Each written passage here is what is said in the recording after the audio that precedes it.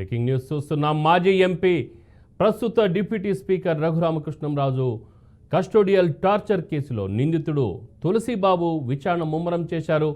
విచారణలో పలు కీలక అంశాలను ప్రశ్నించారు. రఘురామకృష్ణరాజు గుండెలపై కూర్చొని ఎందుకు కొట్టావు, అలా కొడుతున్నప్పుడు సెల్ ఫోన్లో రికార్డింగ్ చేయాలని ఎందుకు చెప్పావు, ఎవరి కోసం రికార్డింగ్ చేయించావు అని ప్రశ్నించారు.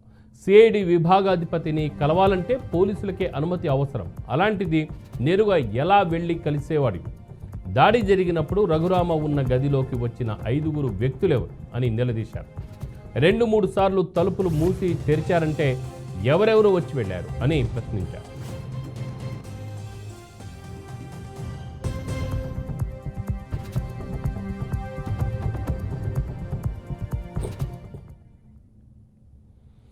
ప్రకాశం జిల్లా ఎస్పీ ఏఆర్ దామోదర్ నేతృత్వంలోని దర్యాప్తు బృందం కామెపల్లి తులసిబాబుపై ప్రశ్నలు కురిపించారు.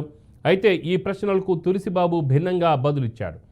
తాను కొట్టలేదని, ఈ కేసుకు తనకు సంబంధం లేదని తులసిబాబు చెప్పినట్లు తెలిసింది.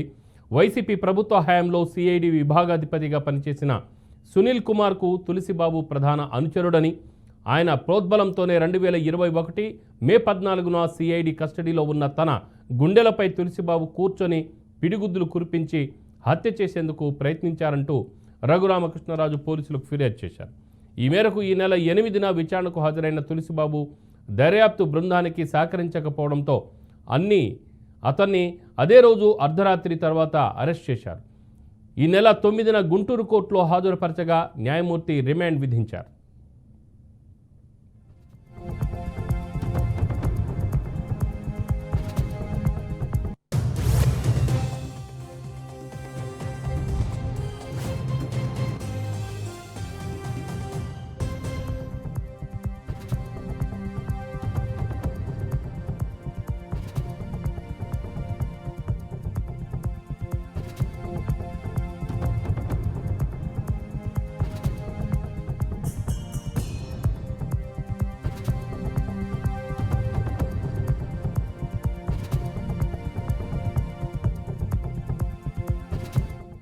గుంటూరు జైల్లో ఉన్న అతన్ని విచారించేందుకు కస్టడీకి ఇవ్వాలని దర్యాప్తు అధికారి ఎస్పీ దామోదర్ కోరగా సోమవారం ఉదయం నుంచి ఈ నెల 29 వరకు అనుమతిస్తూ న్యాయమూర్తి ఉత్తర్వులు జారీ చేశారు. ఈ మేరకు గుంటూరు జీజీహెచ్లో వైద్య పరీక్షల అనంతరం నేరుగా ఒంగోలు తాలూకా పోలీస్ స్టేషన్కు సోమవారం రాత్రి తీసుకొచ్చారు.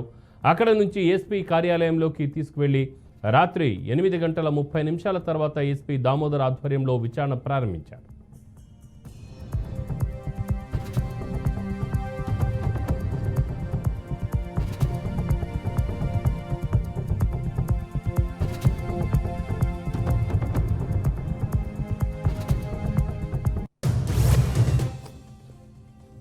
రఘురామకృష్ణరాజుపై హత్యాయత్నంతో పాటు అగ్రిగోల్డ్ విషయంపై గంటన్నర పాటు నిందితుడిని విచారించినట్లు తెలిసింది. కోర్టు ఆదేశాల మేరకు న్యాయవాదుల సమక్షంలో సీసీ కెమెరాల నిఘాలో విచారణ కొనసాగింది. జిల్లా పోలీస్ కార్యాలయం పైకి దండయాత్రగా వచ్చి పోలీసులను దూషించారంటే ఎవరి అండ ఉంది, ఇంత ధైర్యం ఎక్కడి నుంచి వచ్చిందని పోలీసులు ప్రశ్నించారు. చట్ట ప్రకారం విచారణకు పిలిచినప్పుడు రావాలి, కానీ గొడవకు దిగితే బాధ్యులపై చర్యలు తప్పవని ఎస్పీ గట్టిగానే మందలించినట్లు సమాచారం. ఇప్పటికే ఈ కేసులో విశ్రాంత ఏఎస్పీ విజయపాల్ తులసిబాబును అరెస్ట్ చేయగా గుంటూరు జీజీహెచ్ పూర్వ సూపరింటెండెంట్ ప్రభావతి ఇంటికి 4 సార్లు నోటీసులు అంటించారు. అయినా ఆమె విచారణకు హాజరు కాలేదు. ఆమె ఆచూకీ దొరక్కపోవడంతో ప్రత్యేక బలగాలతో గాలిస్తున్నట్లు తెలిసింది.